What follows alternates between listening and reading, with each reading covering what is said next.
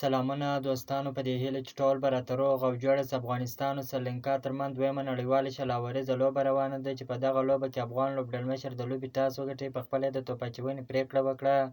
په دغه لوبه کې سریلانکا لوبډلې یو ځل بیا ډېره خوندوره په زړه پورې توپوهنه پیل کړله چې د شپږو لوبغاړو په سوځېدو سره 180 منډې جوړې کړلې. په دغه لوبه کې افغان توپ اچوونکو یو ځل بیا ډېره خرابه ناکامه توپ اچونه وکړله چې د سریلانکا لوبډلې ته بیخي ډېرې منډې ورکړله. د سریلانکا لوبډلې افغان توپ اچوونکي په پیل کې هم ډېر سخت وټکوله او داسې په اخري شېبو کې یو ځل بیا عظمت الله عمرزي ډېر وټکوئ چې پرله پسې شپږیزې یې ورکړلې. د افغانستان لوبډلې په ګټه په توپ اچونه کې محمد نبي اساخیل ډېره خوندوره په زړه پورې توپ اچونه وکړله چې د مقابلې لوبډلې دوه لوبغاړي وسوځول او داسې عظمت الله عمرزي هم دوه لوبغاړي وسوځول. که څه هم عظمت الله عمرزي بیخي ډېرې منډې ورکړلې خو دوه لوبغاړي وسوځول. داسې نوین الحق و فضل حق فاروقي بیا یو لوبغاړی وسوځوئ. ستاسو په نظر د افغانستان کرکټ ملي لوبډله به د 188 منډو هدف پوره کړي که بیا نه کړي پوره؟ زما په نظر خو دا ډېر غټ هدف دی. که د افغانستان کرکټ ملي لوبډله ښه توپوهنه وکړي نو انشاءالله د افغانستان کرکټ ملي لوبډله به دغه هدف پوره کړي، لوبه به هم وګټي.